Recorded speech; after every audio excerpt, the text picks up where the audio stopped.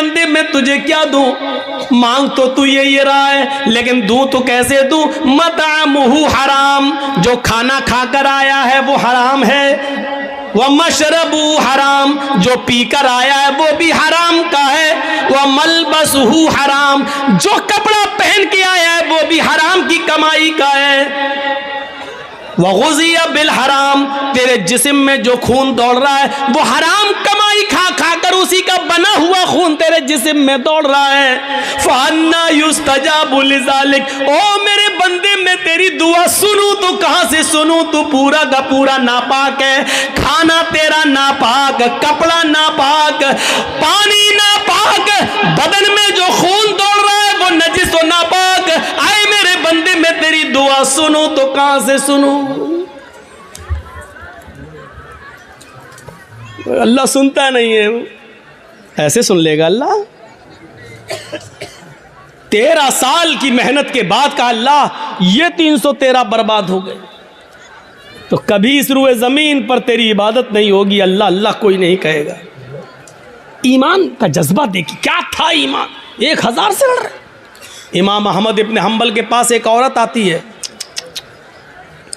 गौर करके देखिए इस औरत के सवाल के बाद हमारी हैसियत क्या रह जाती है, जरा तसव्वुर कीजिए। एक औरत आती है, कहती है कि इमाम साहब एक मसला पूछने आई हूं।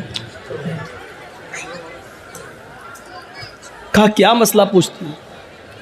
कहा मैं चरखा चलाती हूँ। चरखा जानते हैं ना, महात्मा गांधी वाला चरखा मालूम है ना? हम लोगों के यहाँ तो आज भी लगे हुए हैं कहीं कहीं। जो लोग हैंडलूम हाथ से कपड़ा बनाते हैं वहाँ चरखे भी हैं, हाथ से फिरता है, सूत काटते हैं। तो क्या कहती है इमाम अहमद इब्न हंबल से वो औरत कि इमाम साहब मैं चरखा चलाती हूँ और दूसरे लोगों का सूत मजदूरी पर काटती हूँ और उनसे मजदूरी लेती हूँ।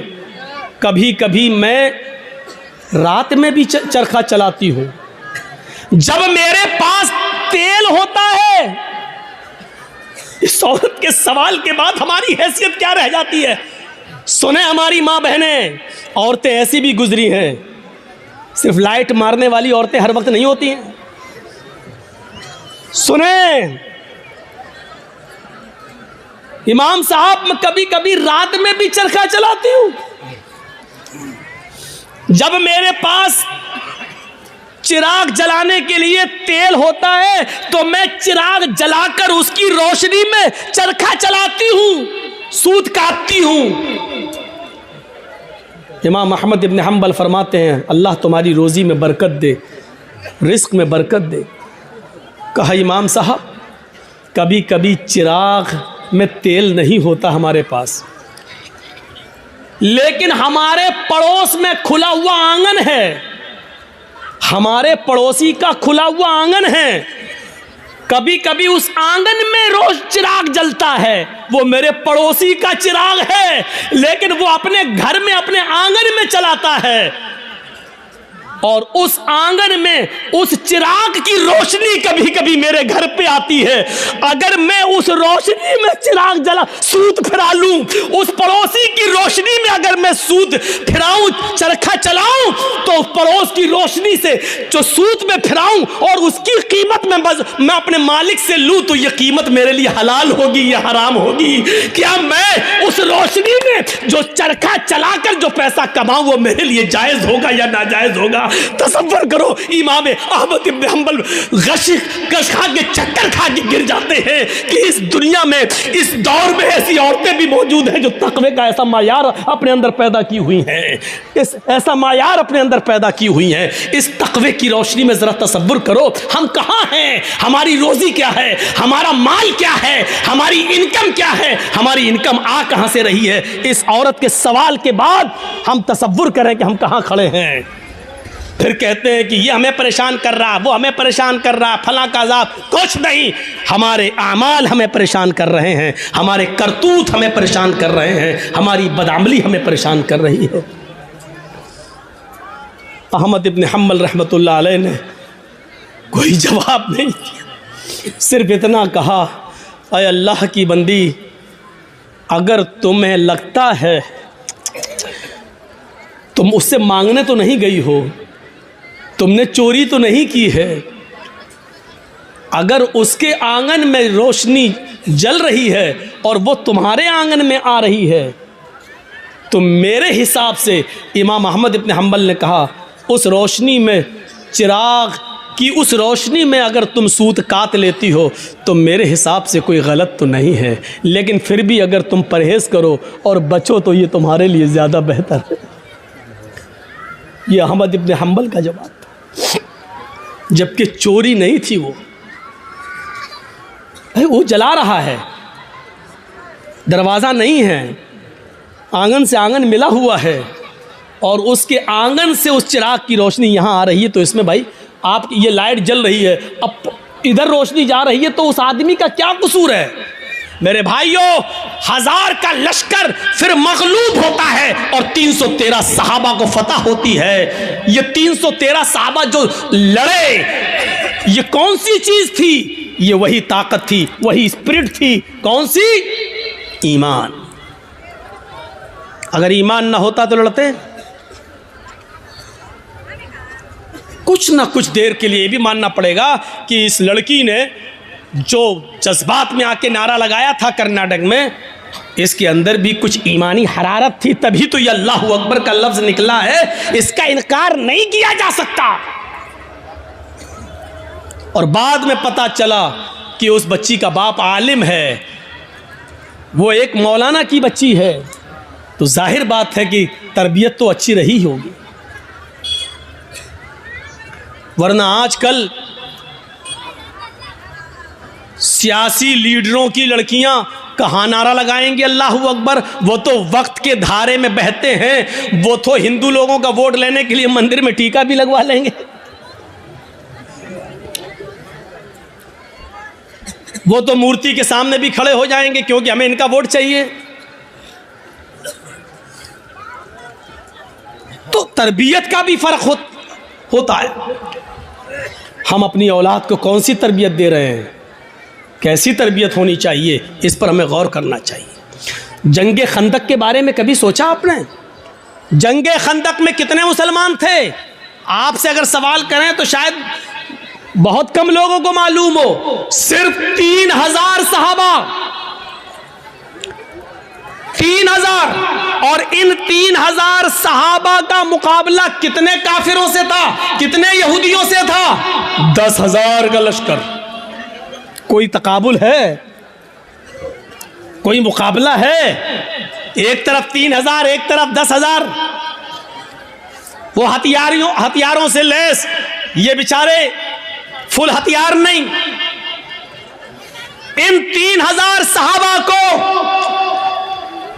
जंगे खंदक पर काफिरों से लड़ने के लिए अपनी रजामंदी का इजहार जो इन्होंने किया, ये 3000 सहाबा के दिल में जो 10,000 का खौफ नहीं था, वो खौफ निकालने वाली ताकत क्या थी? अगर आपसे सवाल करें तो मेरी इतनी तकरीर के बाद जो 1 घंटे से ज्यादा बोलते हुए मुझे हो गया, आप इस नतीजे पर पहुंच गए होंगे कि 3000 सहाबा जो 10,000 के मुकाबले में खड़े हुए हैं और लड़ रहे हैं, ये सिर्फ ईमान की ताकत थी। वो 10,000 से नहीं डर रहे हैं, वो सिर्फ ईमान की ताकत है। उनके दिलों में अगर डर है तो सिर्फ एक अल्लाह का डर है, वो किसी का खौफ उनके दिलों में मौजूद नहीं है। और जीते, उनको फतह हुई, उनको कामयाबी मिली। हम ये सारी चीजें भूल जाते हैं, हमें इस बात का एहसास नहीं होता है। भैया जल्दी निकल जाओ, बताओ ये कहाँ जा रहा होगा? इसकी तो शादी भी नहीं हुई है, कहाँ भाग रहा है?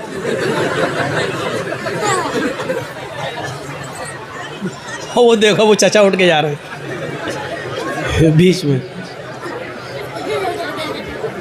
बीच में जब कोई उठता है तो मुझे पता नहीं क्यों इतना डर लगता है। एक बार हैदराबाद में प्रोग्राम कर रहा था ना, तो बीच में एक आदमी उठ गया, तो मुझे पता नहीं उठा, पेशाब करता, सीधे आया, मेरा माइक पकड़ के और माइक वाइक फेंक दिया उठा के। और फिर उसके बाद अंडे चले, टमाटर चले, जूते चले, चप्पल चली। तो उस दिन से एक दहशत तो होती है ना, फिर बीच में उठ रहा कि फिर कोई खड़ा ना हो जाए। तो वो उस दिन से ये है बस भाई, जिसको उठना हुआ करे वो पीछे बैठा करे, जब चाहे तब निकल जाए। जो आदमी आगे बैठते हैं उनको मालूम है ना उनको कितनी बार पेशाब आता है, ज़्यादा आता तो पीछे बैठो। और मेरी तकरीर हो रही है, पता नहीं पेशाब क्यों नहीं रोक पाते हैं आप लोग। लोग तो दिल की धड़कनें रोक लेते हैं। एक बार डॉक्टर के पास गया, डॉक्टर मेरा, हमने कहा डॉक्टर साहब ज़रा वो देख लीजिए मेरा पल्स। बोला नहीं नहीं नहीं तुम्हारा तो हाई होगा। हमने कहा अरे देख लीजिए डॉक्टर साहब, उसके बाद दवा। लेकिन आप, मैं मान नहीं सकता, हमें वो थर्मामीटर लगाने की ज़रूरत ही नहीं है, आपका पल्स देखना ही नहीं है, आपका वो क्या बोलते हैं उसको बीपी, वो आपका हाई होगा, वो कुछ बड़ा ही होगा, नीचे नहीं हो सकता है। मैंने कहा डॉक्टर साहब सुन पड़ रहे हैं, हाथ पैर जरा कपकपी सी हो रही है। कहता कि जब आपकी तकलीफ सुन के हम लोगों के लेवल हाई हो जाते हैं, हम लोगों का बीपी हाई हो जाता है, तो आपका कैसे लो हो सकता है। उसने चेक नहीं किया, अल्लाह की कसम चेक नहीं किया, ऐसी दवा दी।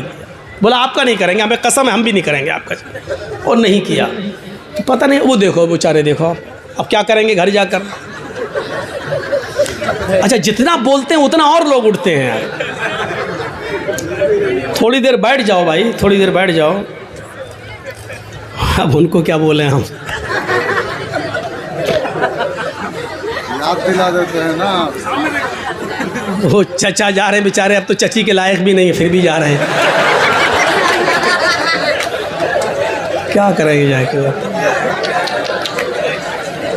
अच्छा चलिए, अब आप लोग जाग गए हैं, थोड़ी बहुत नींद आ रही होगी, उसका गलबा ख़त्म हो गया है। सुनिए, तो अब आप अंदाज़ा लगाइए, वो खंदक 10,000 का मुकाबला 3,000 और जीते। क्या चीज़ थी? वही अल्लाह का खौफ, वही अल्लाह का डर।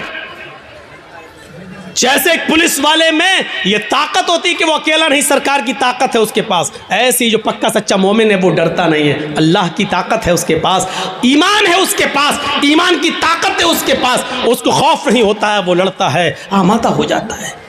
ये वाक़या सुनाया है, लेकिन फिर भी आपको सुना देता हूँ। सुमैया रज़ी अल्लाह ताला अन्हा का क्या मैटर था। अबू जहल के सामने खड़ी है, तबक़ात के अल्फाज है, इब्ने साद ने नकल किया है कि उसने सुमैया के कपड़े तक फाड़ दिए। फिर भी कहती है नहीं, अल्लाह एक है। अबू जहल ने नेज़ा लिया, नेज़ा,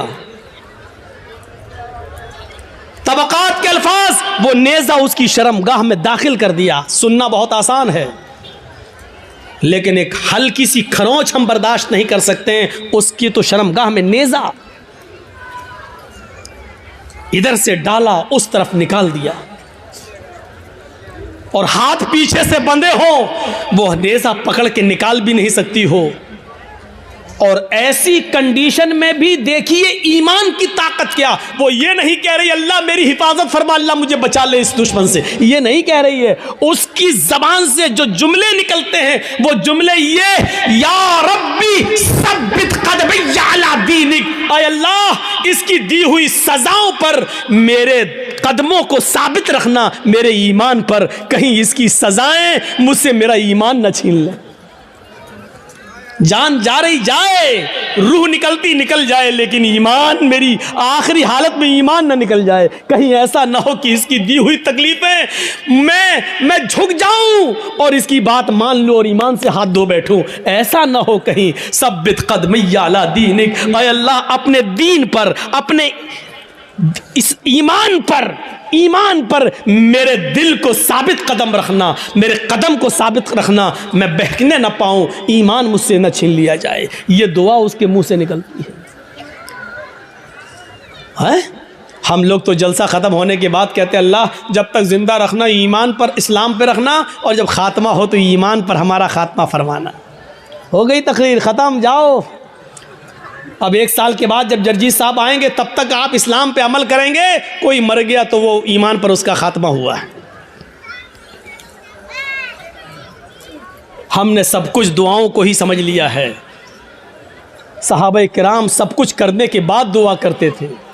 अल्लाह के रसूल पहले अल्लाह पर भरोसा किए, 313 लोगों को निकाल के लाए 313 सहाबा ने अपनी ज़िंदगी अपनी हथेली पर रख ली, सर पे कफन बांध लिया कि अब घर लौट के नहीं जाना है। 1000 का लश्कर सामने, अब अल्लाह के नबी दुआ कर रहे हैं कि अल्लाह अगर ये 313 मिट गए तो कभी ज़िंदगी में तेरा नाम लेने वाला कोई नहीं होगा। अब ये तू सोच ले, ऐ मेरे परवरदिगार, इनको जिंदा रखना है या नहीं। अगर तुझे अपनी इबादत बाकी रखना है तो हमारी हिफाजत फरमा, अगर अपनी इबादत बाकी नहीं रखना है तो हम मरते हैं मर जाएं, कोई परवाह नहीं। मेरे भाइयों तसव्वुर करो, हमने क्या किया अपने आप को, बस हराम खाते जा रहे हैं कि अल्लाह हमें हराम खाने से बचा ले। सारी बुराइयां, हम शराब पीते जा रहे हैं, फिर कह अल्लाह हमें शराब की लत लग गई, अल्लाह हमें शराब से बचा ले। अल्लाह के बंदे पहले सब कुछ छोड़ फिर दुआ कर। अल्लाह के बंदे पहले हराम छोड़ और हलाल खा और उसके बाद दुआ करके अल्लाह मुझे अब जो हलाल खाया है इसी पर कायम रखना, अल्लाह हराम का लुक़मा मेरे हलक के नीचे ना उतरने पाए। अब दुआ करो, हराम खाते जाओ और दुआ करो अल्लाह हराम से बचा ले। शराब पीते रहो और दुआ करो अल्लाह शराब से बचा ले। बेपर्दगी के साथ हमारी माँ बहन बेटियां निकलती रहो और दुआ करे अल्लाह हमें पर्दा करने की तौफीक अता फरमा। जिंदगी में नहीं मिलेगी ऐसी तौफीक। इन्नल्लाह ला युगय्यिरु मा बिक़ौमिन हत्ता युगय्यिरु मा बिअनफुसिहिम। अल्लाह किसी कौम की हालत उस वक्त तक नहीं बदलता जब तक कि कोई कौम अपनी हालत को खुद बदलने की फिक्र नहीं करती है। पहले हमें चेंज होना पड़ेगा, पहले हमें बदलना पड़ेगा। पहले ज़माने की औरतें अगर अपने बच्चों को बद्दुआ भी देती थी तो उसमें भी दुआ निकलती थी। बच्चा शरारत कर रहा है, कभी ये कभी वो उठाया फेंक दिया, कभी माँ परेशान, हाय हाय हाय माँ परेशान, और माँ ने गुस्से में अपने अंदाज में बद्दुआ दी। लेकिन आप इसको बद्दुआ नहीं कह सकते हो। जब देखा कि बच्चा बहुत शरारत कर रहा है तो बद्दुआ देते हुए कहा अल्लाह तुझे काबे का इमाम बना दे। गुस्से में बद्दुआ भी दी तो उसमें भी दुआ छलक रही थी। यानी उस जमाने की औरतों को गुस्से में भी ऐसी बद्दुआएं नहीं मालूम थी कि जो बच्चों की जिंदगी तबाह कर दे। हमारी माओ की जबान से क्या निकलता, कुत्ते मर जाओ, परेशान करके रख दिया। अब कुत्ता कहती जा रही है, अब ये नहीं सोच रही कि कुत्ते की अम्मा कौन हुई, लेकिन कह रही कुत्ते मर जाओ, और पता नहीं क्या क्या वो कह देती है। एक बच्चा शरारत कर रहा है और जब तंग आ गई माँ तो गुस्से में रोते हुए कहती चल अल्लाह करे तुझे काबे का इमाम बना दे। और पता नहीं कौन सी घड़ी में ये दुआ निकली और अर्श वाले ने इसको कबूल फरमाई और वो बच्चा फिर काबे का इमाम बनकर निकला। और ऐसा इमाम बना कि आज जिसको आज सुदैस के नाम से याद किया जाता है, कारी सुदैस, ये काबे के जो इमाम आज भी मौजूद हैं, ये उसी माँ की दुआ का नतीजा है जो उसने गुस्से में दी थी और अल्लाह ने उस बच्चे को काबे का इमाम बनाया जो आज भी काबे का इमाम है। ज़रूर उस माँ ने अपनी हलक के नीचे कभी हराम लुक़मा नहीं उतारा होगा। अगर हराम लुक़मा खाया होता तो ये दुआ कबूल न होती। ज़रूर उस माँ की रगों में हलाल खून दौड़ रहा था और हलाल खून दौड़ने की दुआ का नतीजा था कि वो बच्चा काबे का इमाम बना। अगर आप चाहती हो कि हमारे बच्चे इब्न तैमिया बने, हमारे बच्चे सनाउल्लाह हमरसरी बने, हमारे बच्चे इब्न क़य्यिम बने, इब्नुल जौज़ी बने, हमारे बच्चे अहमद इब्न हम्बल बने, हमारे बच्चे इमाम मालिक की तरह बने, तो आए मेरी माँ बहनों, तुम्हें अपनी रगों में हलाल खून दौड़ाना पड़ेगा, हलाल रोजी खाना पड़ेगी, रिज़्क़ हलाल का एहतिमाम करना होगा। आधी रोटी सही लेकिन हलाल, भूखा सो जाना गवारा है लेकिन हराम लुक़मा खाना गवारा ना हो, तब तुम्हारे कोख से पैदा होने वाले बच्चे अपने तैमिया बनेंगे, इब्न क़य्यिम बनेंगे, सनाउल्लाह बनेंगे, इमाम मालिक बनेंगे, अहमद इब्न हम्बल बनेंगे, तब बनेंगे। सब कुछ खाती रहो और कहो कि अल्लाह हमारे बच्चे को काबे का इमाम बना दे, नहीं हो सकता है। ये तल्ख जुमले तुम्हें सुनना पड़ेंगे।